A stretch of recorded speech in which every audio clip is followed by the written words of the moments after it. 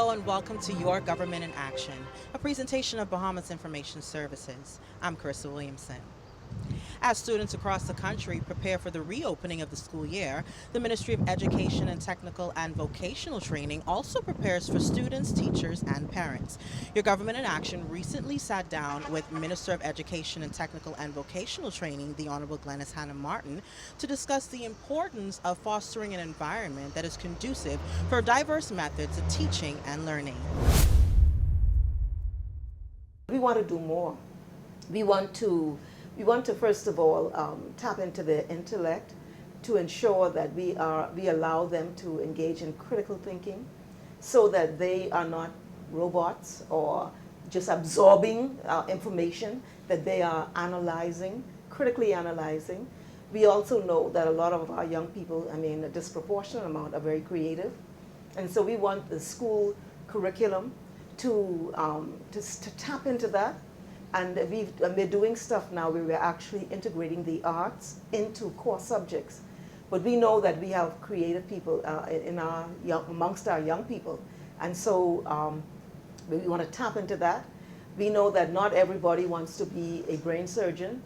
And so we are bringing a very strong focus on technical and vocational training, which is the full spectrum, from the high tech to the basic skills, carpentry, etc. But what we seek to do is not just to teach, for example, the basic level, not just the skill, but understanding the industry, knowing how to read plans, how to budget, so that they become very well-rounded in their pursuits. So what we hope to do, and in the meantime, we build relationships with parents, because we want parents to understand, yes, we have trusteeship of your children, but we have to partner with you because you have trusteeship too. And between the two of us, the two entities, we want to ensure we do all that we can so that when we thrust these children into the world, when they take over as a succeeding generation, that they do so with the strongest possible way. So this is how we see the Ministry of Education, a very holistic function, but also one that partners with parents and also the community, the village. And so we hope that, with all hands on deck, we are able to really have a very successful outcomes. People are different, and so the educational system must provide children with the basic skills, but it also must be the forum that allows our young people to come of their own, so that when they go to tertiary education, we hope they do, even if it's a BTVI or if it's university, they go to PhD, whatever. Community college, whatever the range is of their aspirations, what they want to do, that they are able to do it to the fullest extent of their desires and aspirations. And we want to tap into that. We want to stimulate their appetites, because that's we did a research at University of the Bahamas, and one of the factors they said affects learning outcomes is how students feel about themselves. And a lot of times, if students feel like this experience ain't leading nowhere because ain't nothing gonna happen, well, you get what you get. But if we tell them that we are opening a door, that this is the beginning of opening a door and you just gotta go bust through it, and that is what we're seeking to do in theory. And I think all hands are on deck to do that, to create that dynamic space for young people. One of the things we've done is, one of the things they say is that they want great opportunity for professional development. And so we are creating a portal now in our learning management system, which allows teachers to go in and to apply for professional development or to give information on available opportunities and to apply to access it and to get funding towards it.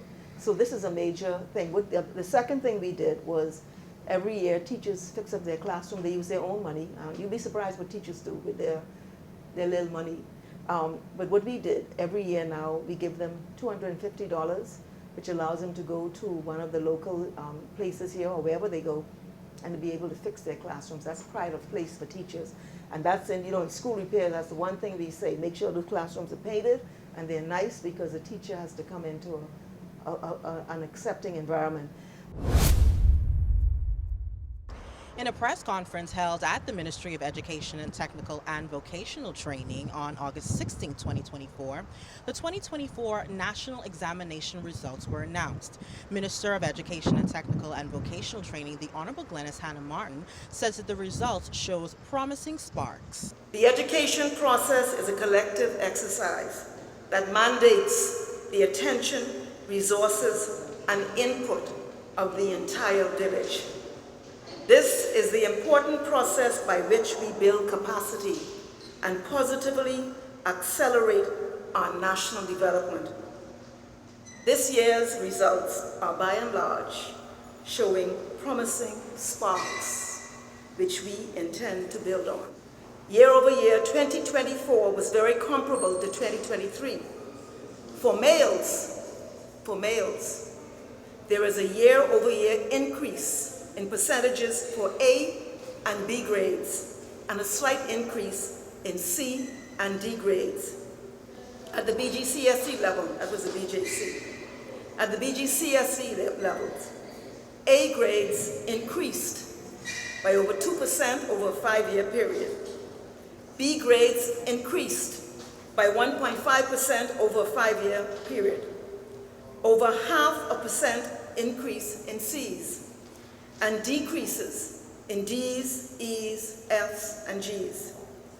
The BGCSE year over year, 2023 versus 2024, A to C grades increased, D to G grades decreased. Over half of the students received a grade of A to C. By gender, both males and females have improved over 5 years. From 2023 to 2024, females, as it relates to A's, moved from 9.78% to 11.31%. B's from 13.26% to 13.64%. C's from 26.42% to 29.14%. And there were decreases from D to G. For males, the A's moved from 8.10% to 9.2%. B's from 10.72% to 11.66%. C's from 25.2% to 26.92%. And D to G decreased. The numbers demonstrate that we have gotten our children back into school, that we are mitigating the effects of the pandemic loss, and that we are poising our young people for success. We are pleased to see the improvements among our girls and boys. And I just want to say, our team has been working so hard. Every school campus, in this ministry, in the districts, and the parents have put in their support. The numbers, we have a number of changes coming, which will build on what we have seen so far, on the successes that we're seeing. And we're going to continue our focus on literacy at all levels, and we will integrate and reinforce literacy in all subjects. We intend to develop critical and deep thinking, and we will speak more about that at a later time. We have a math research project that's now underway. We signed with a firm last week, and this will help us to deepen the understanding of mathematics and to cause for greater thinking amongst our young people. We are working to develop STEM interests through the curriculum and in support programs.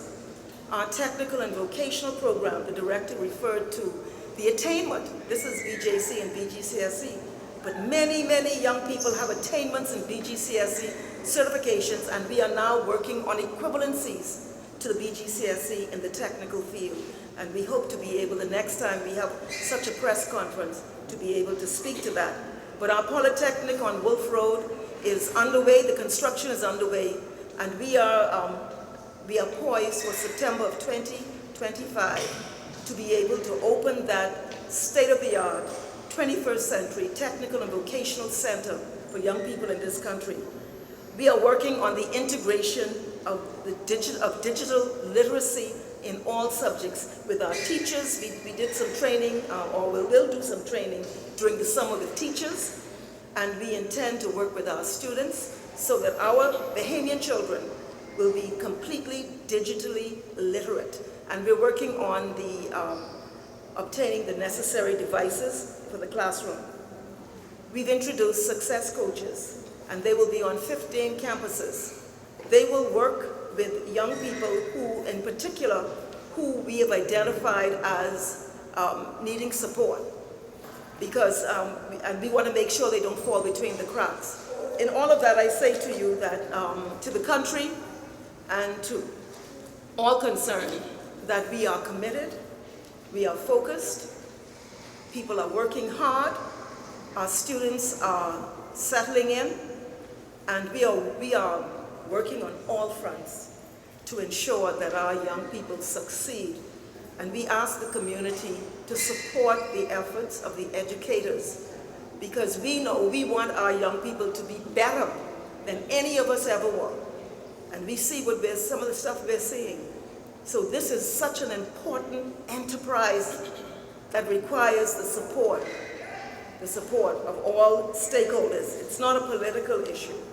This goes to the core of our national identity.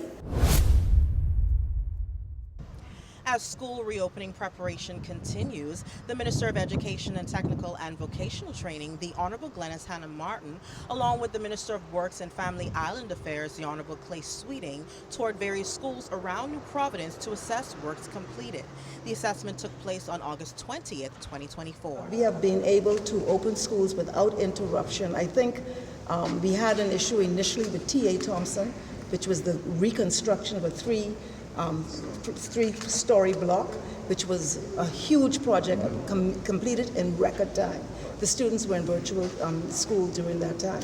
And I can't think, and then TG Global, there were some issues there, but we were able to stagger hours because that also was not a summer repair. That was a major construction project which was completed in record time by a very reputable contractor. What is being undertaken is so ambitious, and it's you have the collaboration of several ministries, Ministry of Works, Education, Finance, and as a result, what we are doing, and I think Mr. Johnson spoke of it, we are building on improvements, and so every year we are building on improvements.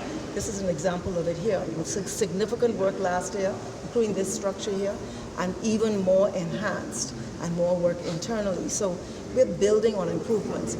We are seeking to really enhance the environment that our students and our teachers and our administrators and support staff operate in. They spend a lot of hours in these spaces, and we want to ensure we provide a conducive environment.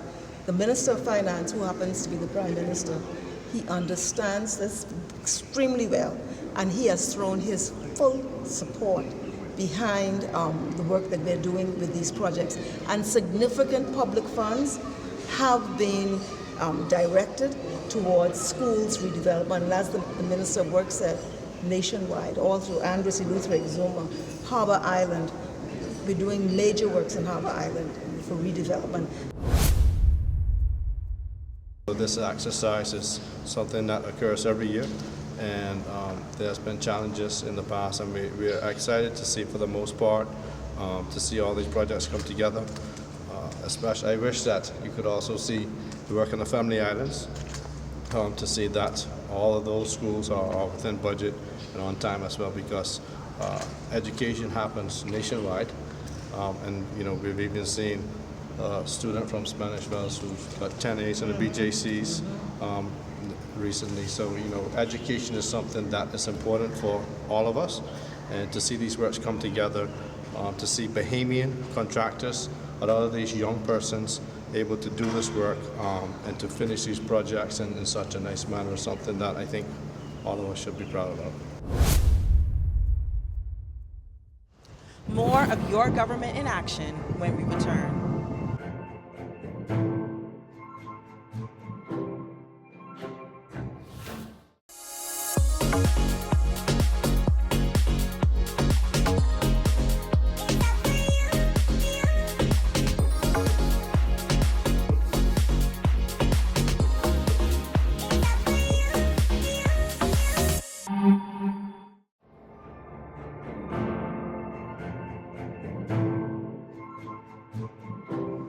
Welcome back.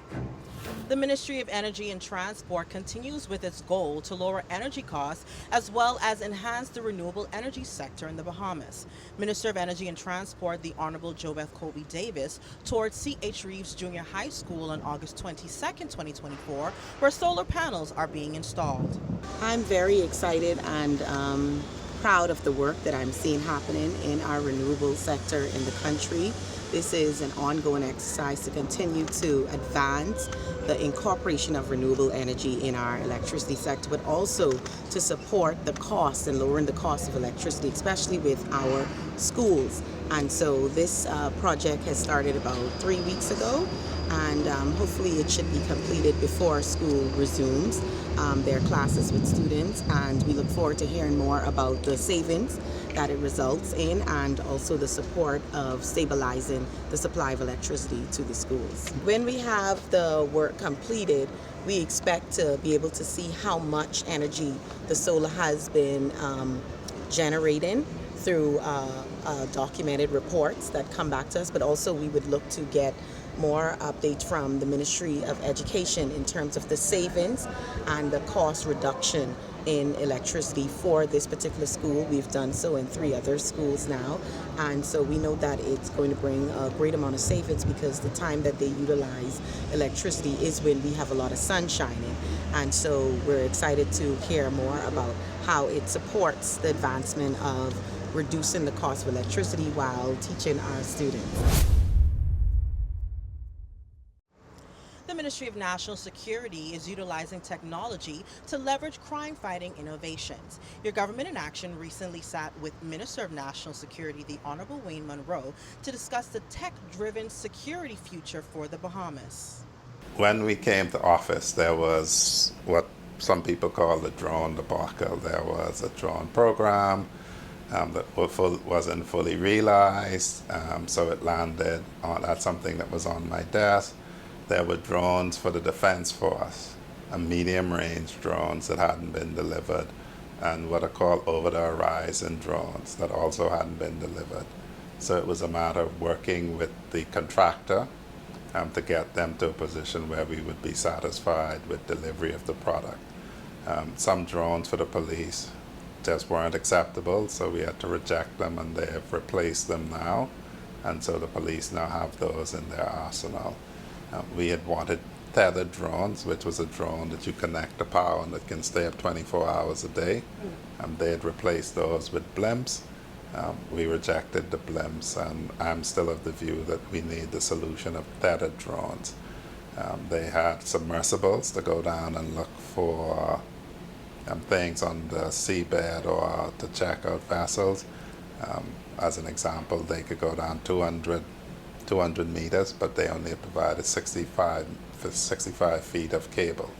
So you can go down 65 feet because that's how far the cable goes. But so we've resolved those now. There's the need now, in my view, to supplement it by tethered drones, because if you have a hotspot where there may be retaliation, you can put up a drone and exercise overwatch of a wide area by 1 or 2 officers just being there and directing others. We have signed an agreement with a private company where we will get the ability to access their artificial intelligence and their camera systems, thousands of them across New Providence and in some other islands where they have cameras. And so we're seeking to make the best use of technology. There is the ShotSpotter that we've continued and expanded that alerts the gunshots. There is a technology where the public can enroll their cameras for the police to have a view of. When I first came back from the university and you did a case, from law school, and you did a case, the main evidence would be a confession. Now routinely you will see evidence about ballistic tracing of rounds, of casings, of CCTV footage, of other material that also makes the case stronger against an individual, where you can say, yes, he might have admitted that he did it, but if he didn't, we have all of this. there's always this concern about AI and the problem about AI misidentifying people. What I say to Bahamian public is this: if you don't have AI on a camera, it will come down to when Wayne Monroe says, "You did the killing," and the jury has to believe me or you. If you have a camera and you have AI, you put up the video, you stop it, and the jury can say, well, Monroe, that isn't that person, so you're talking foolishness. So you will have an objective measure in the camera to show if you are guilty, but it will also show if you are in fact innocent. And in my practice, I have used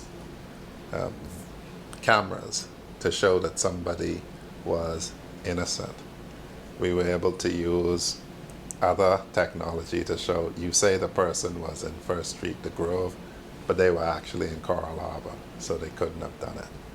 And so the public should feel reassured that when you have these objective means of establishing innocence or guilt, it is a good rather than a bad thing.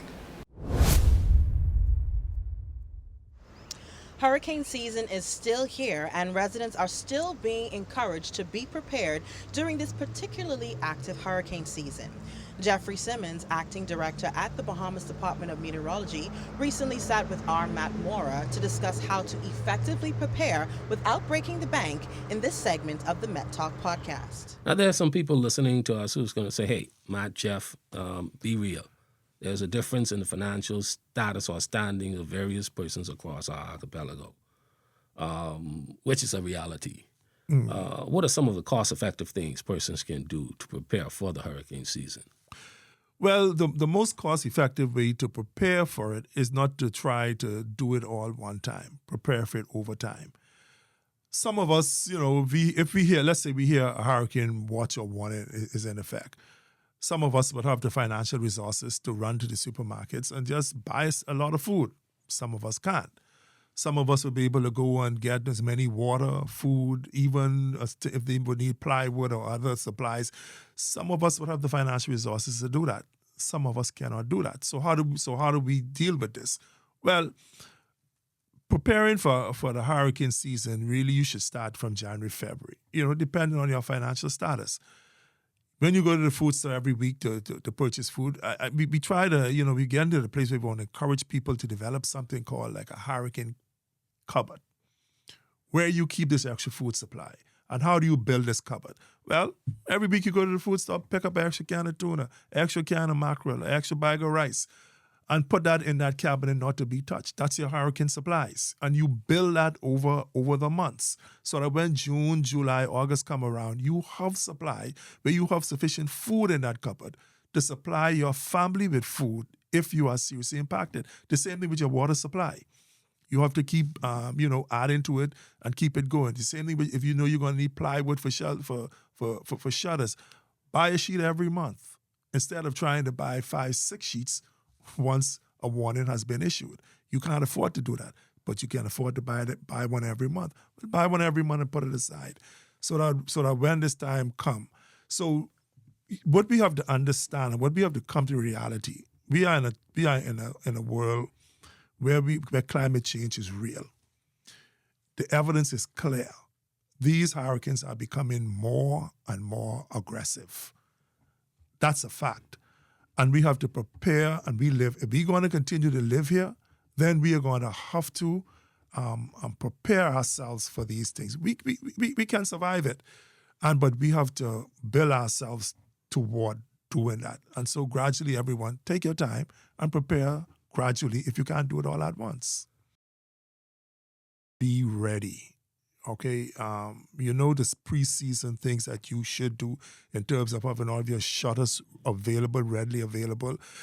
We know that we ask you, to have that extra canned food item and all of that on board so that you can have extras just in case we're impacted by a hurricane, extra waters and all of those things. And we want our people to be in a state of readiness always between the months of June and November. We are in a hurricane zone, and this is our life. So we are asking people to be ready so that within 48 hours at least, you can, because you will get at least a 48-hour warning that you will be impacted, any island in the Bahamas. So we're asking you to be alert and be ready and be prepared. And that's important. I'm Carissa Williamson, and this has been Your Government in Action, a proud presentation of Bahamas Information Services.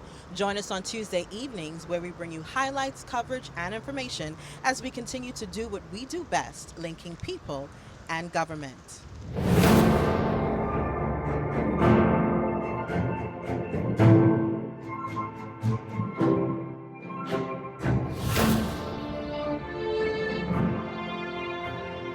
Thank you.